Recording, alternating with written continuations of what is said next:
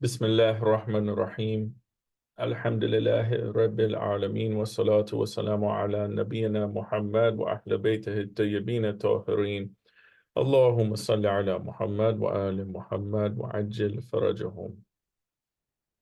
So we're talking about the rights that believers owe one another, the rights of brotherhood and Islam, how to build a successful community if we adhere to all of these 30 rights that Rasulullah sallallahu alaihi wasallam told us to follow. And the next one that we're on is persisting in giving good advice to your brother in faith. Allah subhanahu wa ta'ala, He says in Quran, in Surah Balad, ayat 17 and 18, ثم كان من الذين آمنوا وتوصوا بالصبر وتوصوا بالمرحمة أولئك أصحاب الميمنة. The believers are those who advise one another with patience and with kindness, with mercy. And these are the people of the right hand. These are the successful ones. And we see in this verse that we are instructed to advise each other and urge one another steadfastly, which means that we have to persist in giving good advice to our brothers and sisters in faith. And we see from Imam Bakr alayhi salam that he says a believer should advise his believing brothers. And he says a believer's right over other believers is to be sincerely advised. So this is one of the rights that we owe each other, to give advice to each other. Giving advice to your brother or sister in faith, it stems and it comes from a place of love that we have for one another, love that we have for our community, and we care about each other, and we would hate to see one of our community members going astray. Just like we would, our community members, we're like family. The elders are like our parents, our peers are like our brothers or sisters, the youth are like our children, for example, where we see them like this. So we would hate to see our children go astray, or we would hate to see our brother or our sister go astray, or our parents or grandparents go astray, doing something wrong. So we would love that, we love them, and we would wish for them the best. So we would advise them, in the best appropriate manner. And it comes from a place of love. But we have to look at the other community members like this. This is one of the fundamental things that we are doing wrong in many places, that people just come to, in smaller centers, it's harder to do that. But in bigger centers, it's very easy to just go there, pray, leave, and they don't intermingle with everyone, or there's so many people there that they don't, they can go there and they can leave and not talk to anyone. But it's harder to go to a place there's 50 people without talking with someone, because it's a small place. So we have to look at each other as family and have a good connection with our fellow brothers and sisters, and in that way we would always wish good for them and want to advise them. For example, if we see someone's child about to pick up a knife in the kitchen, we would definitely stop them. And no matter who the kid is, we would say, that's not okay. Don't do that, because you might get hurt, you might cut yourself. And we care about that child's safety, as we would want someone also to care about our child in the same way if they're in a similar situation. But somehow this caring for each other's well-being has faded. It's faded away, and it's mostly used just for advising children. We advise the child because we feel that they're not aware of the dangers that surround them, and they don't know what they're doing. So we try to advise them so they don't get hurt. We see them climbing something tall, for example. So no, get down, you're going to get hurt, you can fall. But this is in regard to children. But if we take the same principle and we ask, what about those who are doing things and they are unaware of the dangers that they're putting themselves in regards to dunya and akhirah? These people who are doing mistakes and going the wrong way are in a serious danger, just like that child was in danger when he picked up the knife. That was a physical danger, whereas the danger of someone committing sins is a spiritual danger, but it affects their eternal salvation. So it is also very important. People drink alcohol, for example, they don't see the danger in having a small drink, but this is affecting the person's spirituality and their akhirah. In this life, the person who drinks alcohol, for example, according to narrations, their prayers are not accepted for 40 days. It doesn't mean that they get a break and they have to stop praying for 40 days. They get a 40-day break from salat or something like this. But it means that they don't receive the thawab or the reward for those prayers for 40 days. So it affects them spiritually. Lying also has degrees, to the damage that's caused, but all of these, still fall under the category of a greater sin. We have different levels of hellfire, for example. They're all hellfire, but there are different degrees and different levels. For example, there's a lie. It may be so small that it doesn't hurt anyone except the one who's telling it. It will harm him by adding a greater sin to his deeds. It may have spiritual ramifications, and it will build the habit of lying in the person. They will become a habitual liar, which they will always be committing sin in that case. Another type of lie, for example, may cause someone to lose their rights, their property. Another can cause injury to someone else. It can cause loss of life, or it can cause someone to go to jail for the rest of their life if they lied on someone else. Some lies can even, corrupt the whole society. Look at those people who lied against Allah subhanahu wa ta'ala, and they deviated whole nations into believing false doctrines, like those who perverted the scriptures after Musa or after Isa alayhim salam, and they caused people to go astray. So this person may be unaware of the danger he's putting his soul into when he's committing these type of misguidances. And this is why we have to advise our brother and sister in faith. We may be stronger in a certain area than the other person is. They may be weak in one area and we're strong in that area. Maybe we're weak in an area and they are strong in that area. So we have to try to help support each other when we're in need of it. And we shouldn't ignore each other and let the other person just go and ruin their life and be indifferent, like who cares about what they do, Imam Qadam alayhi salam, he said, cursed is the one who doesn't admonish or advise his brother. So Imam is giving a category of people that are cursed, and this is the curse from the Imam. We wouldn't want Imam to curse us, and so if we see this characteristic, we have to make sure that we don't have it. And this characteristic is the one who doesn't advise his brother. So we have to advise our fellow believer when we see them making some type of mistake. It comes under Amr bil Ma'ruf wa Nahi anil Munkar, one of our Furu'ud Din, which is to enjoin good and forbid evil. Imam Sadiq alayhi salam, he said, any believer who does not make an effort to fulfill his religious brother's needs and does not advise him has committed treason against Allah and his Prophet. It's very serious. After Allah tells us in the verse to advise with patience, وَتَوَصَّوْا بِالصَّبْرِ, then he shows us how to advise the people, how to call the people toward Surat al-Mustaqim. He says, وَتَوَصَّوْا بِالْمَرْحَمَةِ, advise with mercy, come from rahmah, with kindness, with mercy. And we have to treat our brothers in faith as our own family. We have to love them like they are part of our family. If we see them making mistakes, we have to advise them and hope that we can guide them.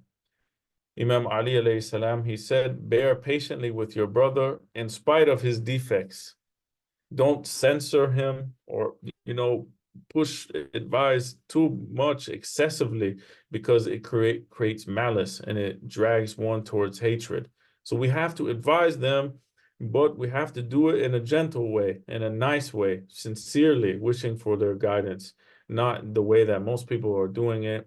They usually come with a harsh attitude to humiliate the person that's making the mistake, or they try to seem that they are better than that person. I am always praying and you are not praying, you are lesser than me, and this type of attitude, it comes off in the way they are, the body language or the tone or the way they are doing it is condescending. We shouldn't do it like that. We have to do it with sincerity.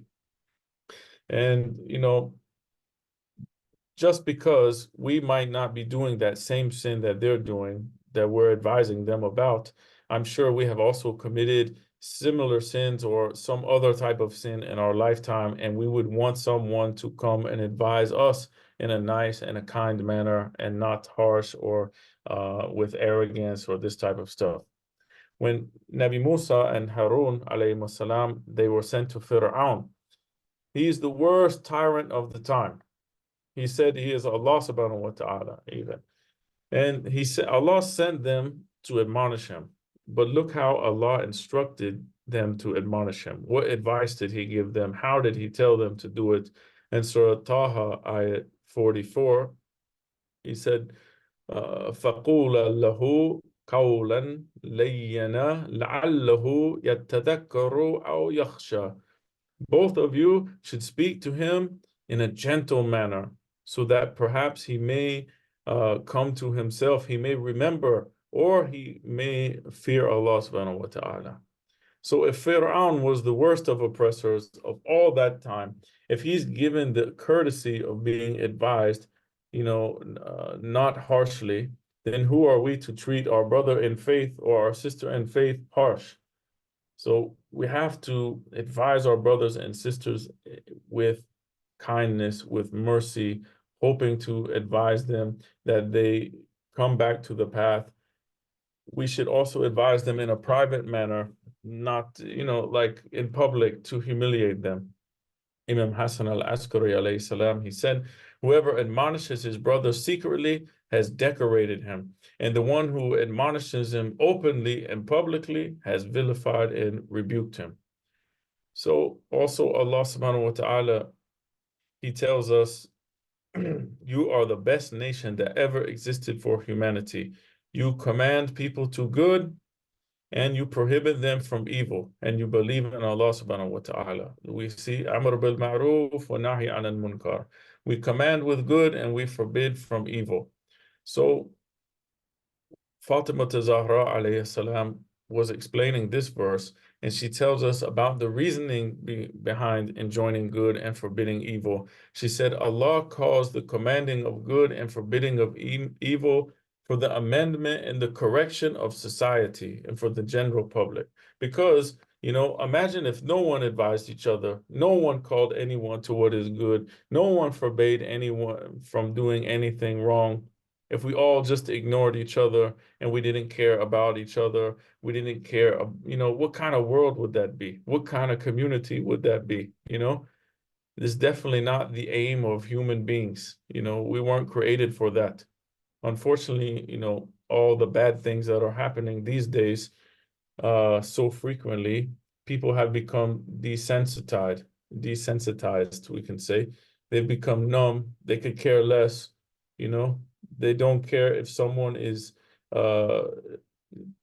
shooting someone else. It's, oh, that's bad. That's terrible. Okay, let's move on. That happened yesterday too. This is, not a big deal. Oh, someone shot up that school. Oh, that's terrible. It happens all the time. Don't worry about it. Or imagine if someone came from a country that is very peaceful and none of these things are happening, and they come to a country where there is a lot of chaos. People are getting robbed, people are getting their houses broke into, they're getting children abducted, they are shooting in malls and schools, and they come and they see all of these things, and it terrifies them. And someone just says, no big deal, this happens all the time. Welcome to this country. It reminds me when I left South Carolina and I went to DC, and I had a job, and I was driving disabled people from their homes or group homes to day programs where they would do activities, and I would take them home. And we would go to very bad areas of the city, like very, very rough areas. And my friend was training me, and we were riding down into like one of these roads, and there's some alleys and something, and all of a sudden, it's January, I believe, or yeah, probably January. It was freezing cold, and someone came running out of an alleyway, with no clothes. and they are screaming and they're yelling at the sky and they're starting hitting themselves. And I looked away, but it really disturbed me because I told my friend, I was like, wow, this is crazy. What is going on? And he just said, welcome to DC. Like this happens all the time. So, people have become desensitized, and we cannot be like that, especially with our own community. We see someone, they coming to center all the time, and then we hear they're off and they don't come anymore and they're going to do haram things. Oh, well, happens all the time. Can't be like that. We have to care about them, try to sincerely do what we can to bring them back. And, at least if we have done our effort and they don't come back, the least we can do is pray for them, that Allah subhanahu wa ta'ala will guide them and keep them in our dua. Someone may ask, what is the benefit of advising someone else versus if I just mind my own business and I ignore them? Amir al-Mu'mineen alayhi salam said, whoever stops physical, verbal, and spiritual enjoining of right and forbidding of wrong is like a living corpse. They seem to be alive, but they are not alive. They don't care about anything anymore or anyone. And Imam Bakr alayhi salam, he said that Allah subhanahu wa ta'ala revealed to Nabi Shu'aib, I will punish 100,000 of your people. 40,000 of them are from the worst ones, but 60,000 of them, they are good people. Shu'aib said, the evil ones, they deserve punishment. I understand that. But what about the people who did good? Allah subhanahu wa ta'ala revealed to Shu'aib, he said, the good doers associated with the sinners, and they didn't become angry because of my wrath. They're indifferent. They don't care about sin anymore. Maybe the person is drinking alcohol. They go out with them while they are drinking alcohol. I don't drink, but they drink, but I don't say anything about it. I don't care. We all hang out while they're doing it. They don't leave, or they don't say anything about it anymore. Rasulullah sallallahu alaihi wasallam said, amongst the alms that people give, none is as valuable as imparting knowledge and wisdom to other people. No gift is more valuable than that one should tell his fellow Muslim brother a right word. By that, he is guided to the path of Allah and he gets rid of fasad or corruption or wrongdoing. So if we just ignored everyone, firstly, we would be abandoning our fellow right of our Muslim that we owe him. Imam Kadhim alayhi salam said, I will inform you that the most obligatory right of you of your brother in faith is that you don't hide or conceal anything which is beneficial and useful for his dunya or for his akhirah. So if we can help them, we have to help them. We should not conceal anything beneficial for them. Secondly, we would be letting society down by not advising someone that this person, they could then go on to create greater problems and corruption in society. When we look at the example of Abu Dhar, who was from a tribe of highway robbers, and they used to commit these acts of, sin. Imagine if he wasn't advised by Rasulullah. Imagine if Rasulullah didn't advise him, he just ignored him and left him to his own, and due to the tribe that he was from. They probably would have went on to commit more and more acts of transgression against society.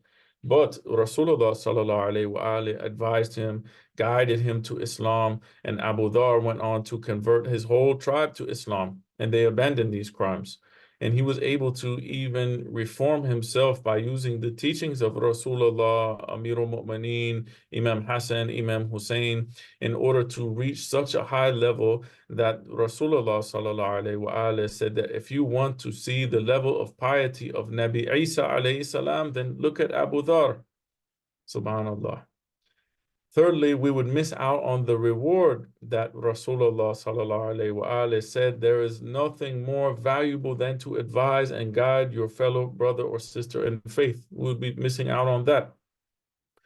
Imam Rida alayhi salam, he said, Allah will take pity and be merciful to the servant who resurrects and revives our affair. Someone asked, how is that possible to revive your affair?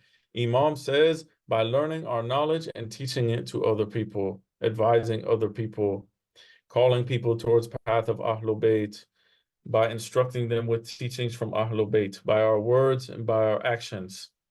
Imam Sadiq alayhi salam, he said, a believer is the brother of a believer. He is his eye and he is his guide.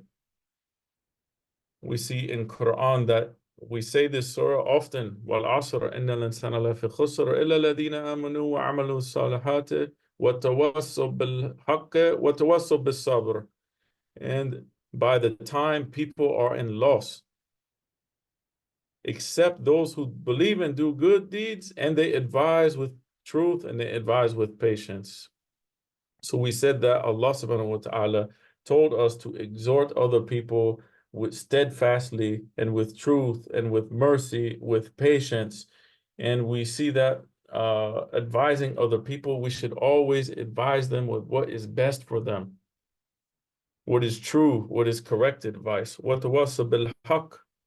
And we should advise people to speak the truth, no matter if it's hard for one to hear. Rasulullah told Salman, tell the truth, even if it is bitter. We should speak the truth, but in a kind and a merciful way that the person who is receiving it will accept this advice. As we see that Allah told us to invite to the way of your Lord with wisdom and with kind advice, and only debate with them in the best manner. Surely your Lord knows best who is strayed from his way and who is rightly guided. So Allah says to advise and to exhort one another with patience. If we look at this task and this duty of advising other people, giving them nasiha, is very hard. It is very tiresome. At times, someone can get so frustrated that he gives up on his people being guided at all. We have to look at Nabi Nuh alayhi salam, who called people towards guidance for 950 years. In the end, only a handful of people followed him. Most of us would have given up after the first year. Some of us even give up after the first day, because we will face rejection, we will face bad attitudes, we will be faced with being made fun of, we will even be cursed at, for example. The prophets of Allah, alayhimus salam, they faced these things and even worse when advising other people. So, advising people, giving them, commanding them to do good, forbidding them from evil, giving them advice takes a lot of patience, takes a lot of determination. And we have to genuinely care for people as they are our brothers and sisters in faith. In this way, we'll be concerned about them, we'll concerned about helping them. And we should advise them and help our fellow believer when we see that they are in need. We see that, for one last example before we end this, we see that example of Rasulullah, rahmatul lil alameen, mercy to the world. He faced rejection from many people. The people were children were throwing stones at him. When he went to Tabuk, they were throwing stones at him.